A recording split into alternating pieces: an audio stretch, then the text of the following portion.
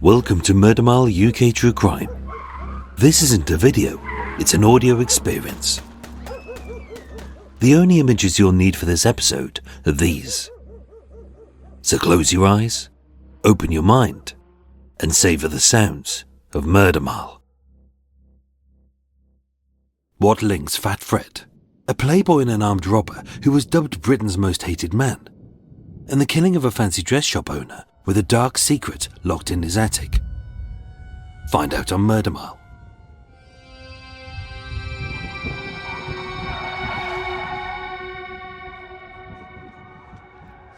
Superintendent Gerry Richardson ran down Sherborne Road, shouting for the masked robber to stop, as 3 miles of quiet residential back streets in Blackpool rang with the sounds of tyres squealing, shots and sirens. With £166,000 worth of jewels stolen, behind him, 2 getaway cars lay crashed, several police cars smashed, a butcher's van hijacked, and officers injured. With PC Hampson shot in the chest, PC Walker blasted in the leg, and this gang of 5 now reduced to just 2. Running down Carl Shilton Street, as a solidly built sportsman, Gerry was easily catching up with the red-faced and wheezing bulk of Fat Freddy Sewell, as the masked robber in the warm woolen raincoat sweated profusely, his clammy hands struggling hold onto a bag of jewels and the loaded shotgun. Gerry had a pistol in his jacket, but with families gawping from every window and each street awash with potential hostages, he couldn't risk another bloody shootout as he chased this felon into a dark alley. Several eyewitnesses recalled, when the masked man got to the bottom of the alley, he stopped and turned. The policeman said to him, "Don't be silly, lad. Give it up. It's over." They started to struggle. I heard a shot. The policeman staggered, and then another shot rang out. As Gerry, a brave and dedicated officer and married man, was shot in the stomach at point-blank range. And as he slumped onto his hands and knees in this empty alley, blood pouring from his guts, Sewell didn't stop to help. He just fled. Caring only for himself and his money, Sewell ran back into the street, shoved the shotgun in through the window of a grey van, ordered the driver to get out and leave his keys, and then he vanished. The van was later found abandoned behind the Derby swimming baths, but Sewell was nowhere to be seen. Prior to this, he was a nobody, a nothing. His name wasn't known except by the leeches who wanted his lifestyle and the ladies who loved him. He was a petty thief, a pathetic playboy, and a dodgy car dealer who posed as a country squire and laid low to live the high life. But now, he was infamous.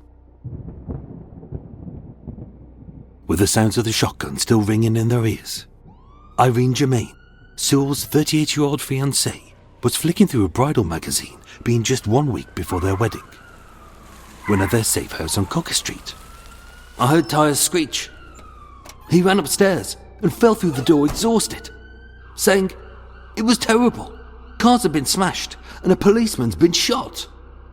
As the plan to get in, grab and get out had gone to pot, Bond's Brian Flanagan had been arrested, and Sewell was being hunted. Moments later, Haynes arrived, panicked, himself having barely escaped. So with both men crouched down in the boot of a car, at a sedate and unsuspicious pace, Irene drove them out of Blackpool. First to Haynes' lodging for a change of clothes, then 60 miles north to Westmoreland near Greyrig Moor, a remote and isolated track lost amidst the fog-wreathed wilds of peat bogs and looming mountains. Sewell claimed he was burying rubbish which could identify them. But just like in the Beeston raid, with a loot too hot to handle, he would bury it beside the Kendal to T-Bay Road until the heat had died down. That was the amended plan. But 6 hours later, All that would change at a cafe in Windermere, when on the radio they heard, "In a daylight robbery at Preston's Jewellers in Blackpool, Detective Superintendent Gerry Richardson was shot and killed by armed robbers. Police are searching for 2 men who got away in stolen cars." Sewell had begun the day as a nobody, and now he was villain number 1. Speeding back, Haynes was dropped off near his home in London, and Sewell and Irene to their £30,000 luxury farmhouse in Surrey. Sewell knew he needed to lay low, just as he'd done after the Beeston raid, where he'd remained hidden from a police hunt for 14 months. But this was different. This wasn't a lost box of insured corporate money. This was the death of a respected police officer, the attempted murder of 3 others, and now the full force of every constabulary would be after him. Sewell left after 4 hours, saying that soon he would contact Irene, his bride-to-be, but he never spoke to her again. Arrested on the 31st of August 1971, the day she was due to marry him in Reigate, she was instead at Blackpool Magistrates Court being charged with aiding this felon's escape. In March 1972, around the time that they should have opened their little hotel on the Isle of Sheppey, she was sentenced to 15 months. Being a ladies' man, his next stop was to covertly meet his mistress and mother of his child Barbara Palmer in a dark and dusky lane, where she gave him clean clothes, agreed to dry clean his blood-stained suit, and then he fled. And like Irene, he never saw her again, and she was charged with impeding his arrest. With every newspaper, whether local or national, splashing his face across the front page, plastering his description in the first paragraph, and tracking his every movement. Frederick Joseph Sewell, 38, 5'10", 14 stone, brown hair, blue eyes, considered armed and dangerous, was burdened by the nickname of Fat Fred, and the press would use every trick in the book to make the public hate this cowardly cop killer. Seeking help, 2 days after the shooting, he was seen in a garage in Tooting, but police missed him by minutes. Knowing his every haunt, detectives scoured every club or restaurant he frequented, every flat or home he ever owned, and every garage or car showroom he ever ran. From his birthplace in Brixton, Camberwell where he grew up, Islington where he had business rivals, and even his own brother's pig farm. Had he been caught quickly, the story may have died down, and Fat Fred, the wanted cop killer, may never have become a household name and a bogeyman still hated 3 decades after his arrest. But he knew he had to remain hidden, as he was villain number 1, and there were few people he could still trust. The last official sighting of Sewell was on Thursday the 26th of August 1971, 3 days after the robbery. He went to Hadfield, a place he didn't know. He hired a battered old VW Beetle, a car that a man of his status would never drive. He ditched his fancy clothes, he grew a beard, and he merged into the crowd.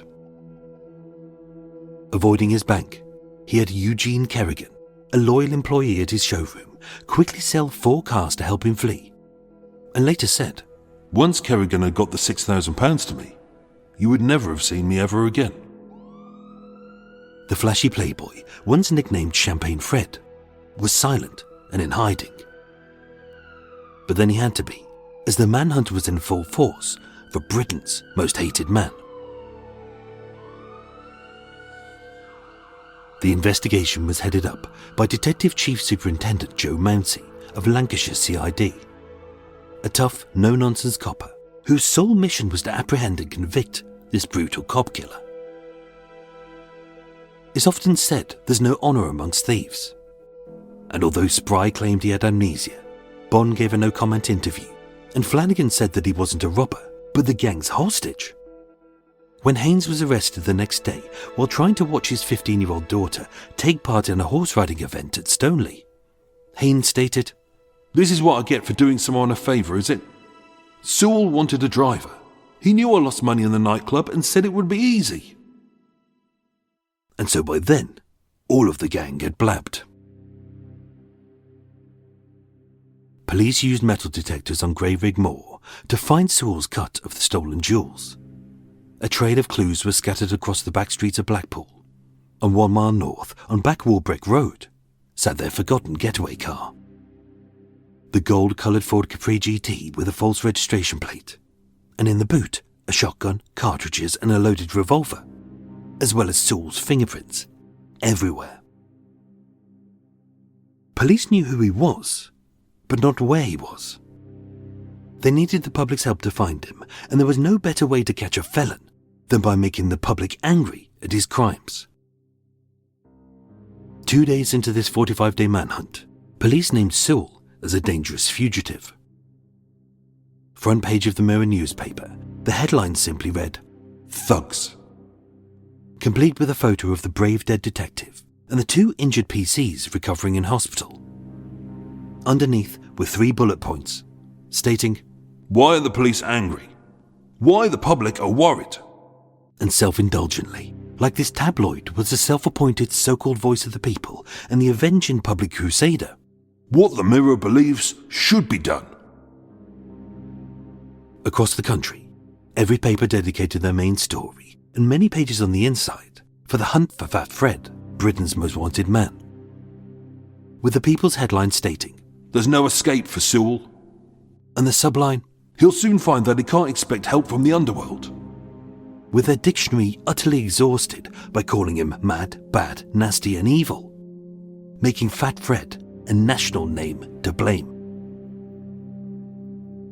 Now everyone knew his details, but still they couldn't find him. So the police sweetened the deal by getting the Mirror, the nation's most read newspaper, to offer something no one could resist: money. On the 7th of September 1971, 2 weeks after the robbery, the Mirror offered a £10,000 reward, a life-changing sum of money and enough to buy a house, for information leading to the arrest of Sewell. Inside, across 2 pages, was a cut-out article that readers could pin to their wall with the headline, "How to spot Sewell." It described him as 5'10", stockily built, 14 stone, thick set about the neck and has a pronounced stomach. A prominent feature being his loose bottom lip. as well as a myriad of tiny facts about him, such as, He always rubs his podgy little hands together when he's laughing. He fiddles with beer mats. He smokes a small cigar with his left hand. He frequently buries his head in his palms. He's fond of dog tracks, big cars and movies, especially westerns and gangster films. He drinks Bacardi and cola. He's a snappy dresser. often seen wearing a roll-neck jersey. And he has a 2-inch scar just below his left ear. Set in their HQ at Tintagel House just by the River Thames, a flood of letters swamped the police postbag, and their hotline for the public to call rang off the hook day and night with possible sightings of Sewell. Every tip was vetted and checked for villain number 1. Roadblocks were set up, trains were inspected, ships were searched, and airfields scoured by sniffer dogs. Amateur sleuths supposedly spotted him at the Legal and General building in London. It was raided, but this turned out to be just a bog-standard fat man. Again, he was seen at an airstrip in East Riding, driving a Rolls-Royce at Heathrow Airport, at a banquet in Staffordshire, and in a blue car in the Welsh town of Aberystwyth. But none of them were Fat Fred. Reading of his alleged sightings in the national newspapers, the real Fat Fred remained anonymous and out of view. And with the hunt for Britain's most wanted man growing feverish and more rabid, many of the facts about his possible sightings were obscured by sensationalist fiction. On Sunday the 3rd of October 1971, 42 days into the 45-day manhunt, adding more fuel to the flames, the Mirror stated, Sewell is wanted for questioning about the murder of Superintendent Richardson and Malcolm Heaysman. The fancy dress shop owner found dead in Wales just 5 days before. As associates, with his name found in Malcolm's diary, Chief Superintendent Donald Saunders of the Scotland Yard end of the investigation stated, Because of information received, I believe that Sewell can help assist my inquiries in regard to himself and the identity of an associate known to them both. I also believe he can help identify a vehicle, a gold or bronze-coloured Ford, stolen earlier from London, which was seen in Llangadog on the day of the murder, being the nearest village to Malcolm's cottage. The article states, Sewell is not wanted for the killing of Malcolm Heaysman. But with the front page headline reading, Sewell named in new killer hunt. This key piece of information was lost in the 5th paragraph, amongst a melee of clues in the hunt for Britain's most hated man, with him being a late 30s fat man wearing a roll-neck jersey, who was supposedly seen in Wales driving a gold or bronze-coloured Ford. Every detail was bastardised by the public and the press to link Sewell to Malcolm's murder. As a suspected double murderer, it's easier to hunt down, when in truth, Sewell was innocent. The merest £10,000 reward led to a tip-off by an informant who claimed, I'm frightened. I didn't like ratting and giving an address, but a policeman was killed. I've been told that Sewell's friends have put up a reward of £5,000 cash to find me, and if they find me, I reckon they'd kill me or smash me up. Desperate to stay mobile but hidden, Sewell avoided everywhere he knew. He dressed badly, he didn't shave, he ate simply, he poodled around in a crappy VW Beetle, and through a Greek couple, he rented a grotty little lodging on a low-rent street at 46 Burnham Road in Holloway, North London. His room was shabby, the house was crowded, the wallpaper was peeling, and the garden was full of stinging nettles. It was exactly the kind of place a wealthy playboy wouldn't live, but then that was the purpose.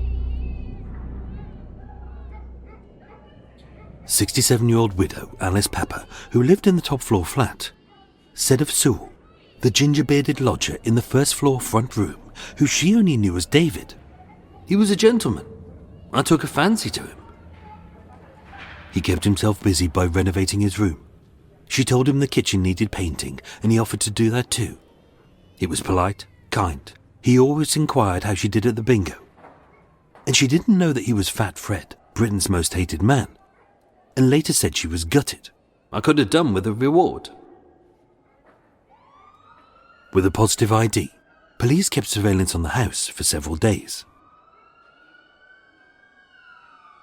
On Thursday the 7th of October, 6 houses over North London were raided by police at the same time.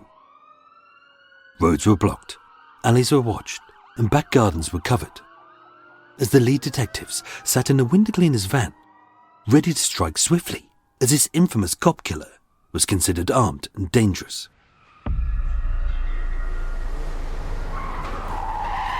At 6:40 a.m, the front door was forced. Across every floor, coppers flooded in seeking any weapon or assailant, including Sewell's landlord, who tried to jump from a window.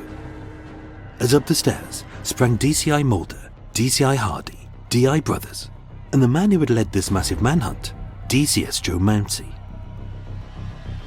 Woken by the noise, Sewell jumped out of bed wearing just his pyjamas.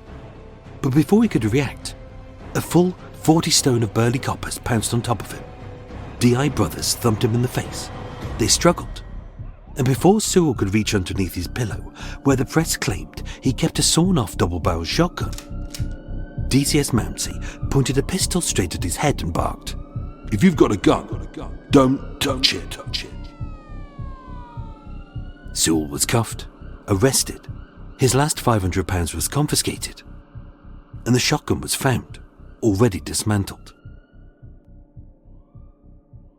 Paniaitos Paniaitu and his girlfriend Nitsa were charged with providing Sewell with a safe house, with intent to impede his arrest, where it was proven he had lived from the start of September until the day of his discovery, giving him a cast-iron alibi as well as no forensics in the murder of Malcolm Heaysman. Held at Holloway Police Station for 6 hours, a convoy of 7 cars sped him to Blackpool Crown Court, where an angry crowd booed him as he entered, hidden under a sheet. Looking defeated and empty of resistance, he confessed to the accidental killing of Superintendent Gerry Richardson, stating, "I'm glad to be able to talk to someone.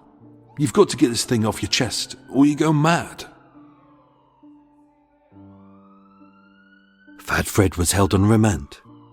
The manhunt was over, and at least until the trial, the sensationalism died down. Sewell was questioned but never charged in connection with the murder of Malcolm Heaysman. He wasn't a suspect in the case. His link was tenuous. And even before he was arrested, the police had already said of the two suspects in the gold-coloured Ford seen near his cottage, "We've a good idea who they are." All the while, Malcolm's killer had been hiding in plain sight, and the motive for his murder was locked behind an attic door.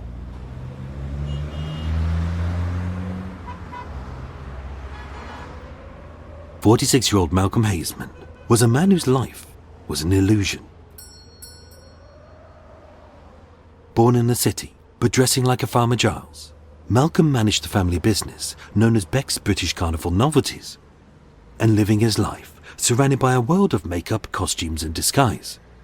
He wore a mask of his own.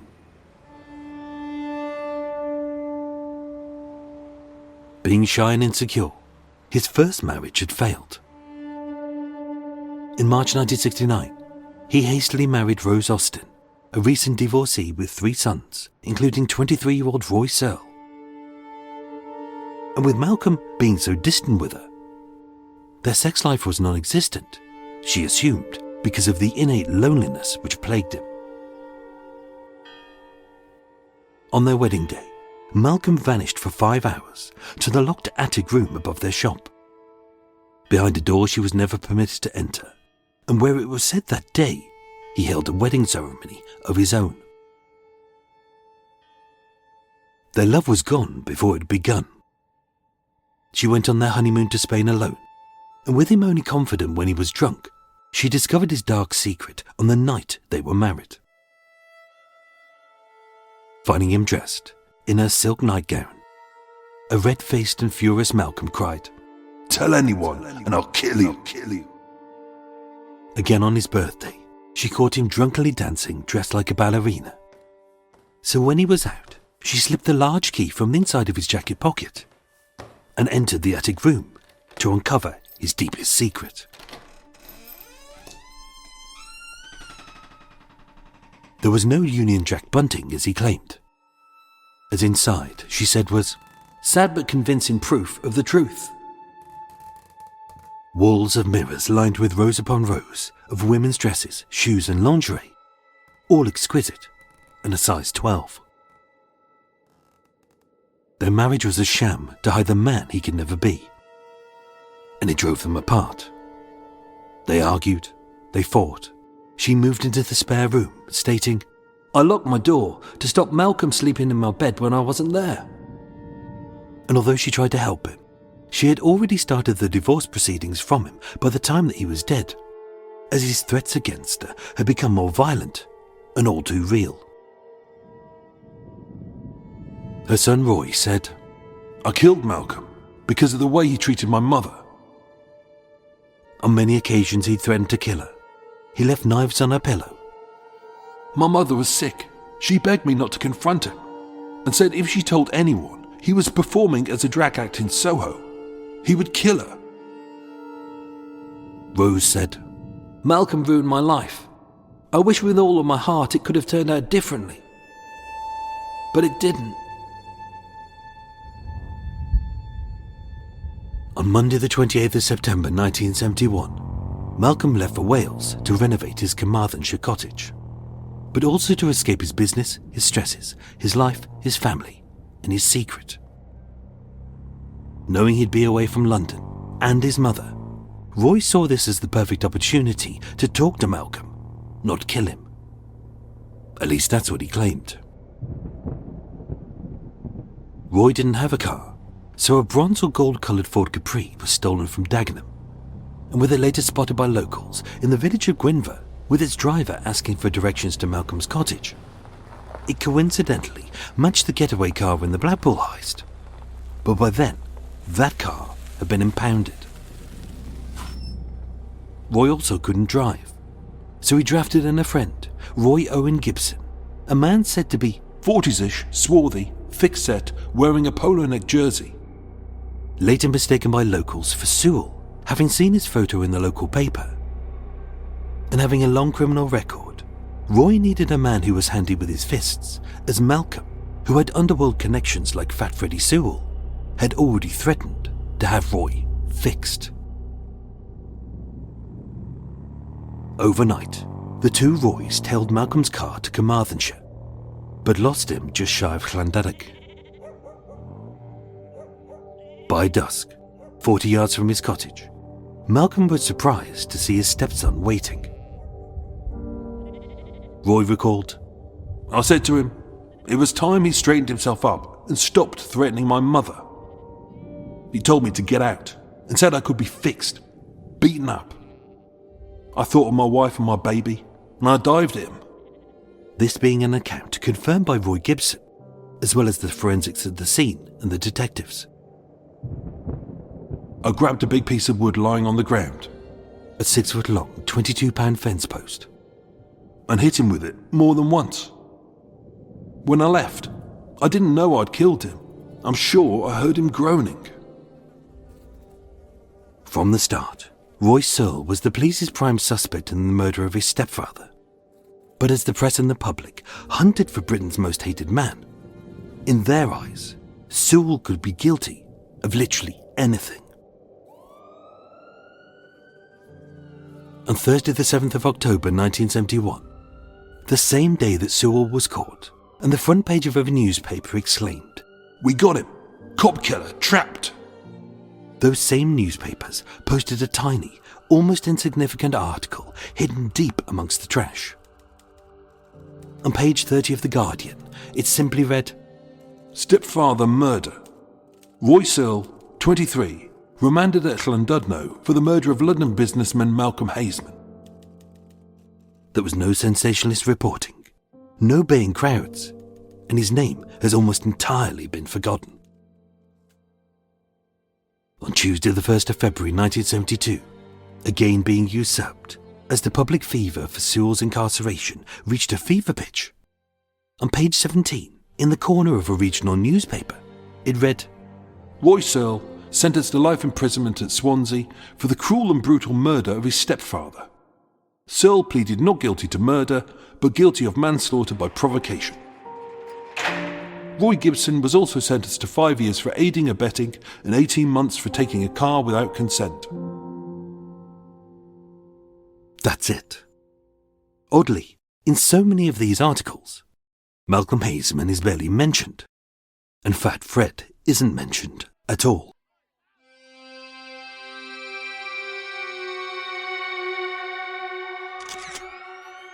On Monday the 27th of November 1971, a 34-day trial began at Blackpool Crown Court before moving to Manchester.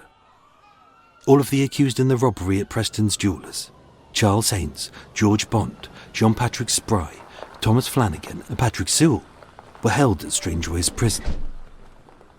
Summing up, Mr. Justice Kilner Brown stated, It was a deliberately horrifying course of conduct which eventually led to your pulling the trigger twice and causing the death of Superintendent Richardson.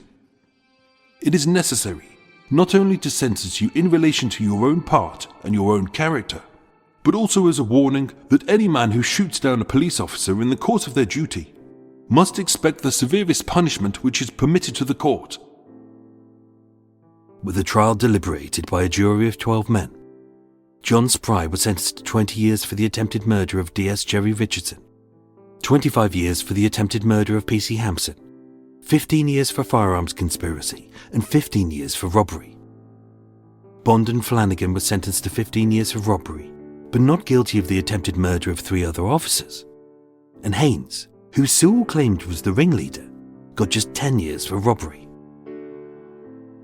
On Friday the 17th of March 1972, Frederick Sewell was found not guilty of the attempted murder of PC Hampson and Sergeant Hollis, but guilty of all of the charges.